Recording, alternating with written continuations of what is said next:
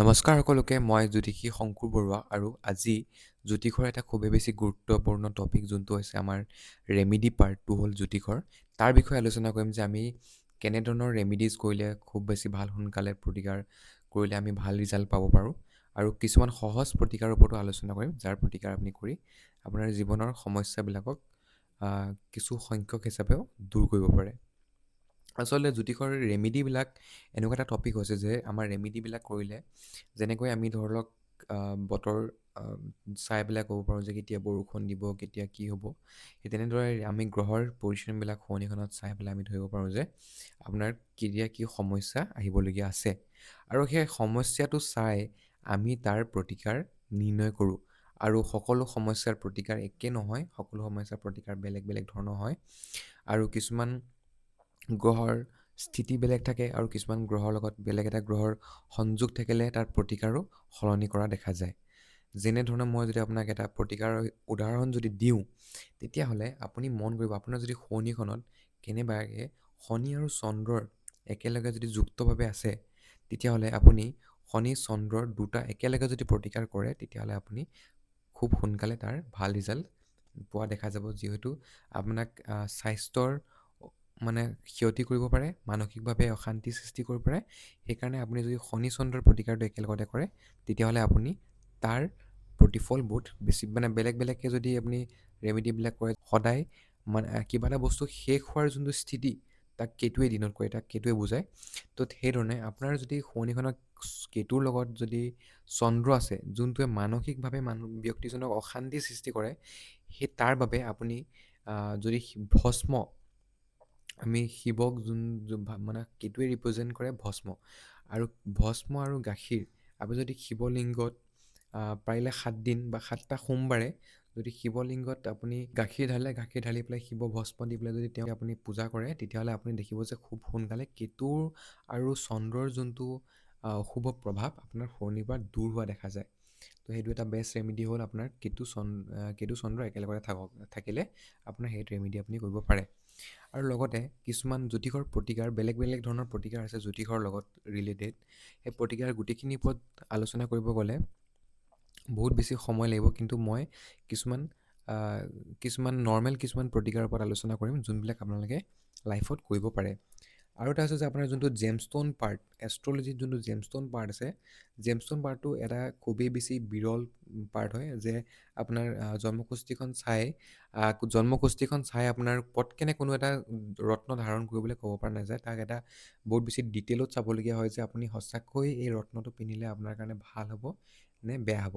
চবচে প্ৰথমে মই যদি আলোচনা কৰোঁ গ্ৰহৰ ৰত্ন ধাৰণ কৰা যোনটো প্ৰতিকাৰ, সেইটো এটা বহুত বেছি বিৰল কনচেপ্ট। আপোনাৰ ধৰি লওক আপোনাৰ শনিখনত যদি শনি আৰু চন্দ্ৰৰ এটা কম্বিনেশ্যন আছে, তেতিয়াহ'লে আমি শনি চন্দ্ৰ যদি কম্বিনেশ্যনটোক যদি আমি চন্দ্ৰক আৰু শনিক মানে ধৰি লওক আপোনাৰ চন্দ্ৰ আপোনাৰ নিগেটিভ এছপেক্টৰ শনিৰ লগত যেতিয়া আহি গ'ল, তেতিয়া তাৰ এটা নিগেটিভ এটা ৰিজাল্ট পোৱা দেখা যায় যদি আমি আপোনাক চন্দ্ৰৰ পাথৰ যদি ধাৰণ কৰোঁ, যোনটো হ'ল মুক্তামণি আপুনি সেইটো ক্ষেত্ৰত ধাৰণ কৰিব নোৱাৰে। আপুনি যদি সেই প্ৰতিকাৰ তাৰ যদি আপুনি যদি জেমষ্টনৰ প্ৰতিকাৰ যদি কৰিব বিচাৰে, তেতিয়াহ'লে আপুনি ব্লু মুনষ্ট'ন যোনটো আছে, ব্লু মুনষ্ট'ন আপুনি আপোনাৰ মধ্য আঙুলিত ধাৰণ কৰিব পাৰে। সেইটো এটা হৈছে শনি চন্দ্ৰৰ প্ৰতিকাৰ। আৰু এটা হৈছে যে আপোনাৰ যদি শনিখনত কেনেবাকৈ যদি বুধ গ্ৰহ অশুভ স্থিতিত আছে, অশুভ ৰিজাল্ট দি আছে, তেতিয়াও আপুনি যদি কেতুৰ পাথৰ ধাৰণ কৰে, তেতিয়া আপোনাৰ বুধৰ অশুভতা নাশ হোৱা দেখা যায় বা বুধৰ অশুভতাত আপোনাৰ কম হোৱা দেখা যায়। বুধ এটা বহুত বেছি সাংঘাতিক ধৰণৰ গ্ৰহ। সি ইমানেই সাংঘাতিক ধৰণৰ গ্ৰহ যে সি যদি বহুত বেছি অশুভ স্থিতিত আছে, সি ৰাহু আৰু কেতুতকৈও বহুত বেছি বেয়া ৰিজাল্ট দিব পাৰে। কাৰণ বুধ হৈছে আপোনাৰ ডেকাকাল যোনটো যৌৱন মানে এটা গ্ৰহ। ৰাজকুমাৰ গ্ৰহৰ ৰিজাল্টছবিলাক আপুনি কেতিয়াও ধৰিব নোৱাৰে। সি বহুত বেছি ডেঞ্জাৰাছ। মানে আপোনাৰ বুধে এনেকুৱা এটা গ্ৰহ যোনটো কিবা এটা যদি গ্ৰহৰ লগত আছে, যেনিবা ৰবিৰ লগত আছে বা মংগলৰ লগত আছে, তেতিয়াহ'লে তাৰ নিগেটিভিটি যদি হৈ আছে তেতিয়াহ'লে তাৰ নিগেটিভিটিখিনি বঢ়াই দিব, আৰু যদি কেনেবাকৈ বৃহস্পতি নিচিনা শুভ গ্ৰহৰ লগত থাকে তেতিয়াহ'লে তাৰ পজিটিভ ৰিজাল্টছখিনি পোৱা দেখা যাব। কিন্তু বৃহস্পতিৰ লগত থাকিলেও সি কিছুমান ক্ষেত্ৰত নিগেটিভ ৰিজাল্টছ দিয়ে। যদি বৃহস্পতি অষ্টম অধিপতি হয়, কেনেবাকৈ যদি আপোনাৰ ষষ্ঠ অধিপতি হয়, তেতিয়াহ'লে আপোনাৰ তাহাঁতৰ কেৰেক্টাৰিষ্টিক্সখিনি বঢ়াই দিব, যিটো অষ্টমৰ ৰিজাল্টছবিলাক আপুনি বেছিকৈ পাব। লগতে ছিক্সথ হাউচৰ যোনটো আপোনাৰ লোন, আপোনাৰ ডেবিটছ, আপোনাৰ হাই কাজিয়া, তাৰ ৰিজাল্টছখিনিকো সি ইনক্ৰিজ কৰি পেলাই আপোনাক তাহাঁতৰ ৰিজাল্টছবিলাক বঢ়াই দিব। তো বহুত এনেকুৱা এটা গ্ৰহ যোনে যাৰ ৰিজাল্টছবিলাক ঘপককেনে আপুনি ধৰিব নোৱাৰে। তাৰপিছত আপোনাক যদি আলোচনা কৰোঁ যে জেমছনৰ প্ৰতিকাৰ বহুত ধৰণৰ বেলেগ বেলেগ হয়। যেনেদৰে আপোনাৰ যদি শনিত মংগল গ্ৰহটো যদি কেনেবাকৈ নিচস্ত হৈ আছে, কৰ্কট ৰাশি মংগল গ্ৰহটো নিচস্ত হৈ যায়, আৰু যদি জন্মকুষ্ঠিত যদি আপোনাৰ মংগল গ্ৰহটো নিচস্ত হৈছে, তেতিয়াহ'লে আপুনি ৰক্তপ্ৰবাল ধাৰণ কৰিব নালাগে। তাৰ সলনি আপুনি ধাৰণ কৰিব পাৰে হোৱাইট কৰেল যোনটো হৈছে বগা প্ৰবাল, সেইটো ধাৰণ কৰিব পাৰে। আৰু যদি আপোনাৰ জন্মকুষ্ঠি যদি শুক্ৰ আৰু মংগলৰ কম্বিনেশ্যন এটা আছে, তেতিয়াও আপুনি সেই কম্বিনেশ্যনটো মতে আপুনি এটা হোৱাইট কৰেল ধাৰণ কৰিব পাৰে, আৰু হোৱাইট কৰেলে তাত এটা পজিটিভ ৰিজাল্টছ দিয়া দেখা যায়। আৰু ৰেমিডিয়েল পাৰ্টটো বহুত বেছি ডাঙৰ হয়, মই তাৰ বিষয়ে ইমানো বেছি দীঘলীয়াকৈ আলোচনা নকৰোঁ। কিছুমান সামান্য কথা ক'ম যে আপোনাৰ যদি জন্মকুষ্ঠিৰ মতে আপোনাৰ যদি ৰাহুৰ কুপগ্ৰহৰ দশা চলি আছে বা শনিৰ অশুভ দশা চলি আছে, তেতিয়া আপুনি এটা সাধাৰণ ৰেমেডি কৰিব পাৰে। সেইটো হৈছে যে আপুনি যোনটো মাছ মৰা জাল দেখিছে, মাছ মৰা জালৰ যোনটো গুড়া আছে, সেই গুড়াটো যদি আপুনি আনি পেলাই কঁকালত ধাৰণ কৰে, তেতিয়া আপুনি ৰাহুৰ বা শনিৰ অশুভ ৰিজাল্টছবিলাকৰ পৰা আপুনি দূৰ হ'ব পাৰে। এইটো এটা জ্যোতিষৰ বহুত বেছি পুৰণা প্ৰতিকাৰ, আৰু এই প্ৰতিকাৰটো মই দেখোঁ যে মোৰ আগতে ককাই খুব বেছি দিয়ে প্ৰতিকাৰটো।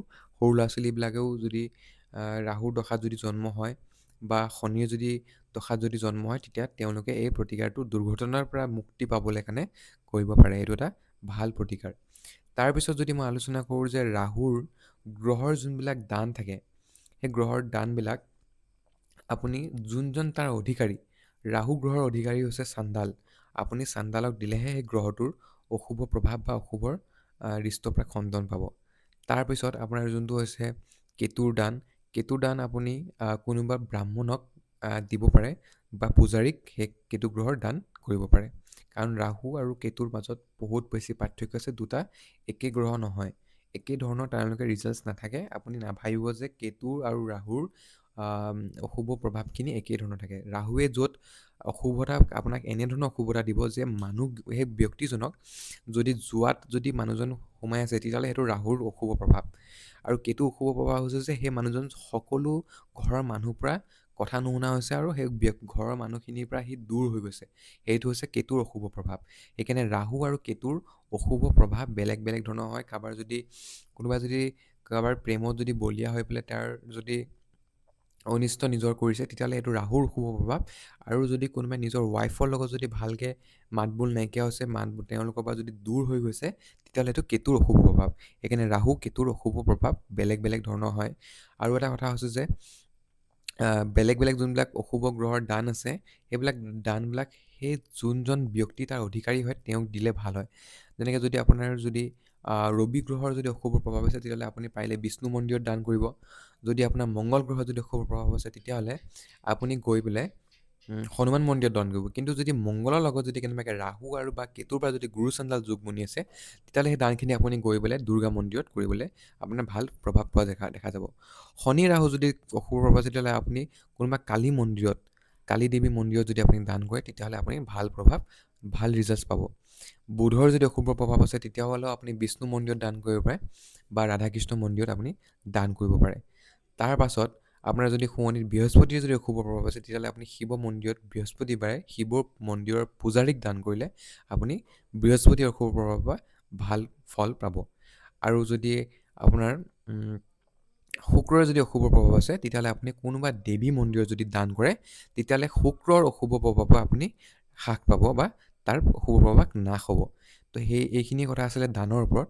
আপুনি যদি আপোনাৰ শনিখনৰ বিশ্লেষণ কৰি তাৰ যদি অশুভ প্ৰভাৱৰ কাৰণে আপুনি যদি ৰেমেডি বা গ্ৰহৰ কিবা পূজা কৰিব বিচাৰিছে, তেতিয়াহ'লে তলত দিয়া নম্বৰটোত আপুনি কল কৰিব পাৰে, ফোন কৰিব পাৰে, আৰু মোৰ লগত আলোচনা কৰিব পাৰে। আৰু লগতে আপোনাৰ যদি কিবা যদি বেলেগ ঘৰৰ যদি বাস্তুৰ লগত